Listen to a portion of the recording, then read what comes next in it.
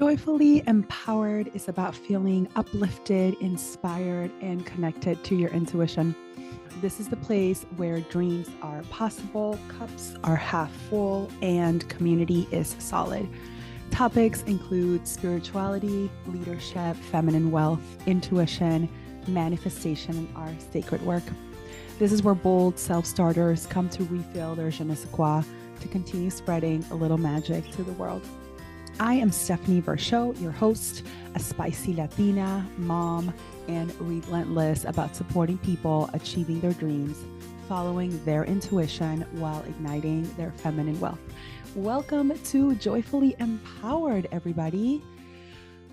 I am a little nervous about today's conversation because it's so personal, but I'm also feeling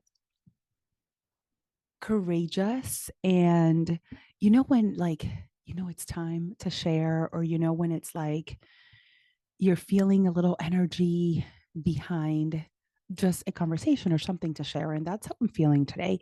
We're going to be doing our Living in Flow episode, which is just a little series that I do every once in a while when it's a solo episode, or when I want to share about how I'm living in flow, meaning how I'm living connected with my intuition and following things that don't always make sense to the mind, or the mind doesn't always like. But I know at this point in my life that it's intuitive and it's important to follow, because otherwise the lessons keep repeating themselves. And sometimes we're like, okay, enough.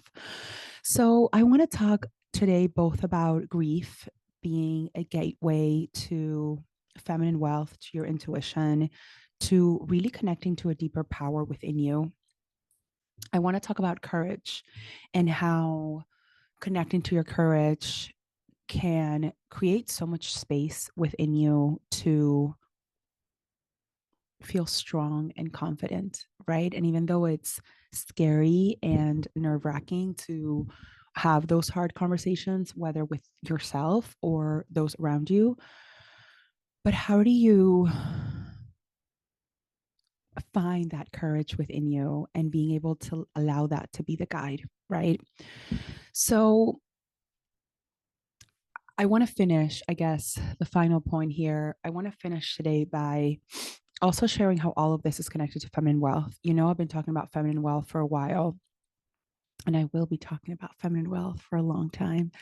And how do we connect the courage and the grief to really allow that to be a catalyst for also connecting to your wealth and the legacy that you're creating?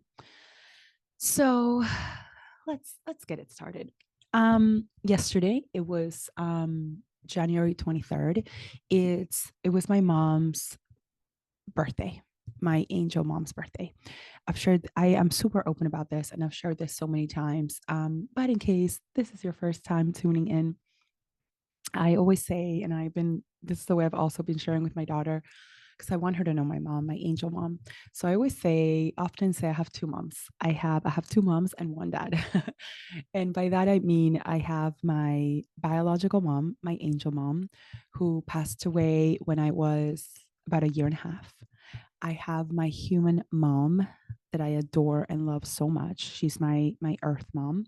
And then I have my dad. My biological dad has been with me through all of this. And my angel mom's birthday, Alessia, her birthday was yesterday, January 23rd. So every year on her birthday, I go out and I get a glass of champagne and I get a cake or whatever, something to celebrate it. I used to do this alone. And ever since Dylan Joy, my daughter, was born, she's going to be 3 next month. So I guess for the past 2 years, I've been taking her with me, and we go to like a bakery. Yesterday we went to a diner. It's so wild. So when my dad and my mom, my angel mom, they lived in New York. I don't know, I want to say for a few years. So I've had a connection with New York, for my entire life. And my biological mom, Alicia, and my dad lived here. So where we live now, where I live here now with my husband and my daughter, it's literally like less than a 5-minute walk from where my parents used to live. And every once in a while, it's this beautiful building. Every once in a while, I go into the building. It's a dormant building, and I go in and I tell the doorman, which they've been so gracious. I'm always like, "Oh, my mom used to live here, and she's no longer with me, but can I just sit in the lobby and I just want to like feel her presence?" And I'm getting like emotional as I say this. So I do. And Dilanjoy and I had, she's come with me a few times, and I sit there and I cry and I laugh, and I'm the lobby has been renovated because this was probably like, I don't know, 45 years ago maybe. And maybe, yeah, I think around 40, 45, I think 45 years ago. But the building has been around for a long time. And they've renovated the lobby, but I know the walls are the same. I know the floor is the same. So I picture her like walking, and I'm like, oh my God, she's touched this floor and she's been through these doors. So yesterday for her birthday, I usually go to this one French bakery for the past however many years. And I love it because it's like a fancy French bakery and they have delicious treats. But yesterday was really cold. So we were gonna go to the bakery, but Dylan Joy wanted to walk and it was cold. And I was like, oh, okay, where else can we go? And she goes, Mama, let's go to the diner. We have this diner down the street where we go. This diner is across the street from the building that I was just saying where my parents used to live. So I have to look up the diner is like a historical landmark. And I feel like it's also been around for that long. So then part of me, I'm like, oh my gosh, did they ever come here? Anyways, I'm making up, maybe not making up, but I'm thinking of all these stories, and it was really sweet. So we went to the diner, and we shared food, and then we had a treat together. We shared a donut, and I got a glass of champagne. Then we walked to the building where they used to live, and I sat there for a while, and Dylan Joy saw me, and I'm very open with my emotions. I know that with some parents are like, let me try to hide my emotions from my kids. I'm not like that. I'm like, she's going to see me happy and sad and angry. And just think it's super healthy to show all range of emotions. So when we were in the building yesterday in the lobby, I was like crying and I was laughing, and she was seeing all of it. And I'm super open about all that stuff. I just think it's healthy. Of course, there's like a level of like, age, when it's age appropriate, but sadness and grief and all of that, that can happen at any time. So I just think it's important for her to see her mom. How do I cope and how do I be with all those feelings? And then when I was thinking about, then Dwayne put her to bed, my husband put her to bed yesterday, and I stayed up, and my heart was so heavy. And, you know, as much as I have known the grief of my mom dying when I was a baby, honestly, like sometimes I have shame around it. Like, am I still grieving that? And when I say this out loud, I'm like, of course you are. Like, one never gets over a parent dying, whether you're one, whether you're 13, whether you're 27, whether you're 89 or 50, like your parents, either of your parents passing away, you never get over that. But I have this story in my head that's like, I should be over this, or there's like a little bit of shame. And even saying that out loud and sharing it with you all, I'm like, oh my gosh, Steph, like that's so wild. Like, don't be shamed about this. Like, some days I talk about my mom's death and I'm so in harmony with it. And I'm like, she's my angel and she's with me all the time. And, and other days I cry and I'm like, oh my gosh, I miss you so much, and that's what I was feeling in the building yesterday. I'm like, oh, and my earth mom is such an incredible woman and has been there for me beyond, and I'm able to talk to her about all of this, and she has been such an incredible mother, um and also like I miss my biological mother. I think about her all the time, and like I wear her jewelry, and and sometimes it still feels really hard,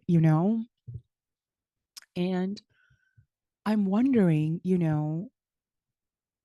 how do I how can I allow grief to be the teacher in this next level that I'm creating in my life, right? So instead of like suppressing the grief or minimizing it, right? Or being like, it's okay. Like, it's as normal or not normal. I don't know. How do I let it create a little bit more? How do I let it be a little bit more center stage? Because I think that it's still trying to be acknowledged and it still wants to be seen in a bigger way. And part of me, I'm afraid, and part of me, I'm ashamed to, like have it such front of mind, but it's still coming up all the time. So then I'm like, all right, well, maybe you need to be more center stage. So, you know, for you that are listening, I think we all carry grief, whether it's grief in the form of loved ones passing away, whether it's grief in the form of maybe us having sacrificed certain things in our life for our family members. There's so many ways that grief can come up. Um, how do we allow grief to be a teacher for us? What can grief be a source of expansion? And even though it's such a difficult emotion to be with, and I think it's not an emotion that society also welcomes, you know? So I think it can be a very lonely emotion. How do we allow grief to take a little bit more of center stage? And I haven't figured out, but I had that awareness last night when I'm writing in my journal and I'm like, okay, so you keep coming up. And even more this past year, in many ways, I felt grief so deeply in my business. Um, with, yeah, in my business, it actually has come up in a lot of ways where I've had things haven't worked out the way I planned, the way I wanted to, and I felt grief so deeply. So now I'm like, all right, grief, you keep showing up bigger and bigger and like more in my face than ever before. I want to honor you. I want to welcome you. I want you to teach me, right? I want you to be my teacher because I feel like grief is such a beast, like it's almost like an ocean, right? Like it's an ocean of emotions. There's the ebbs and the flows, like waves.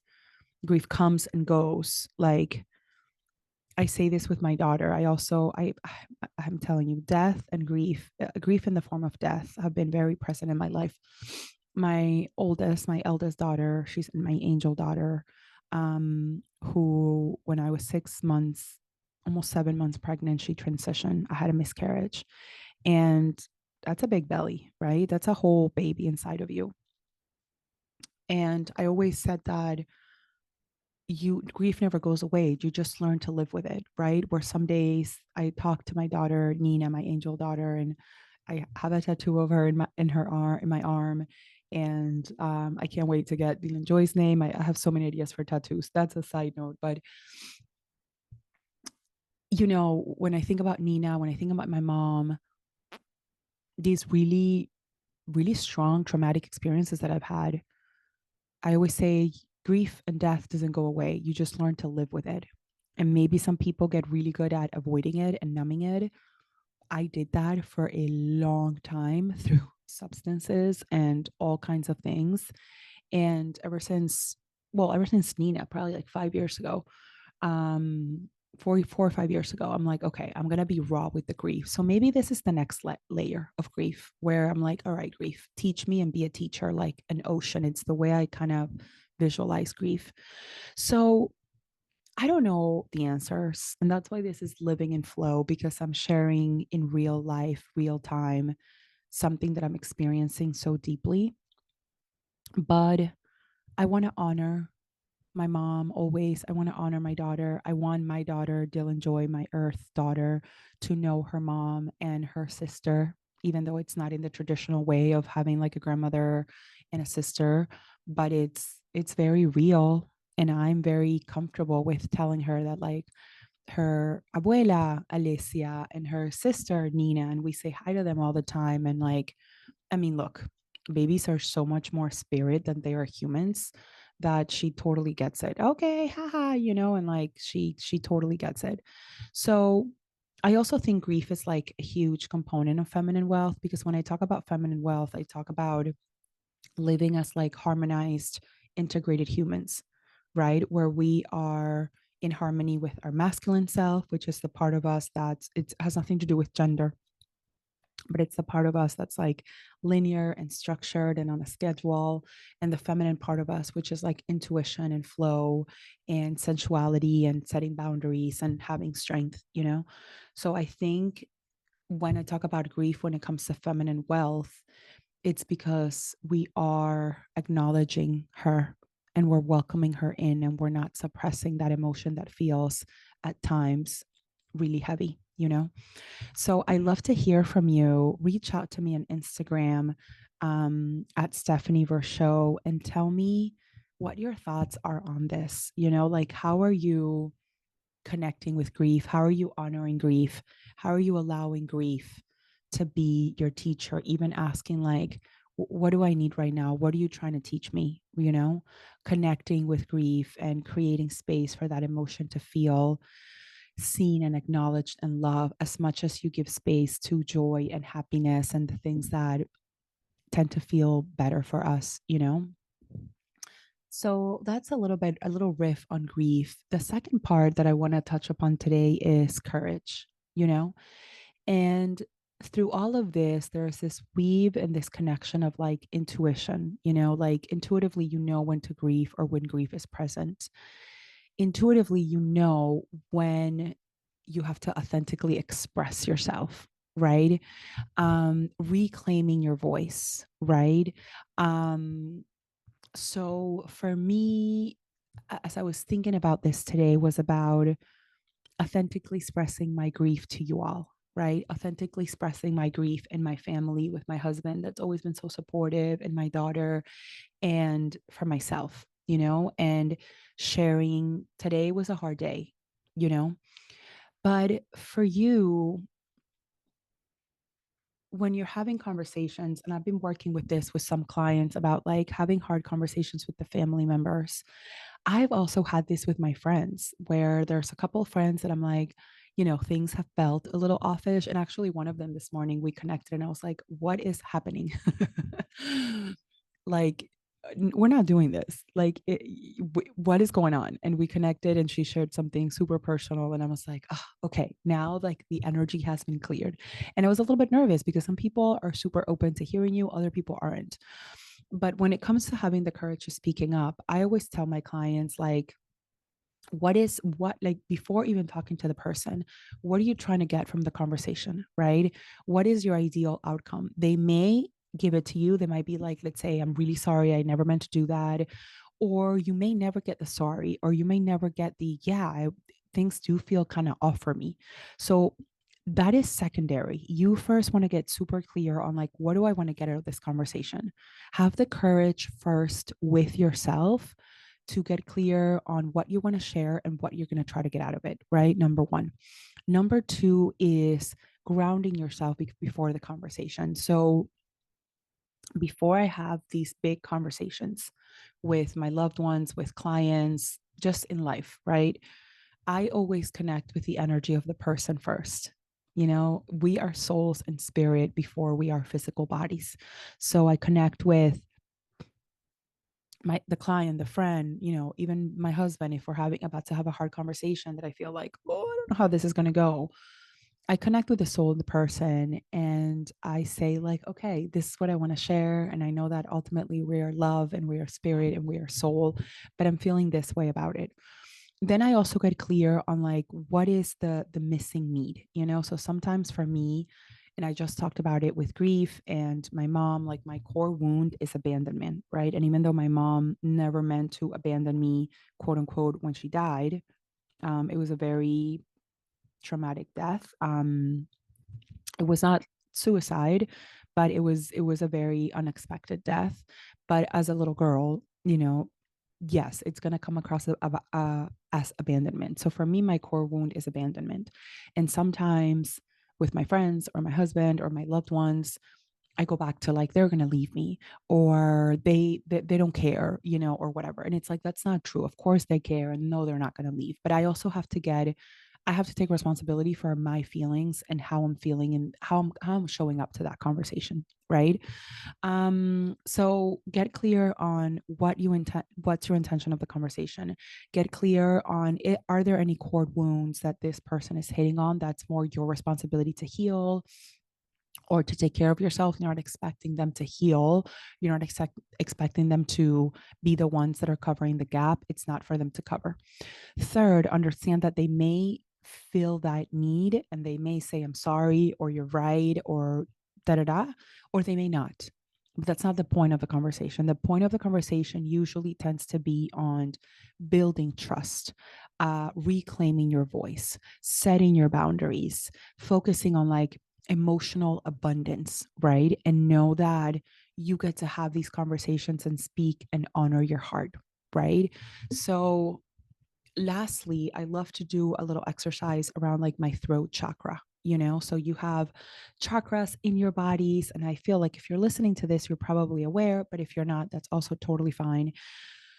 We have so many chakras in our bodies, and chakras are energy centers, right? So I always say, just like your heart is responsible for pumping blood and keeping you alive and like cleaning oxygen in your body, your chakras are responsible for different energies. So your throat chakra is responsible for like communication and your voice, right?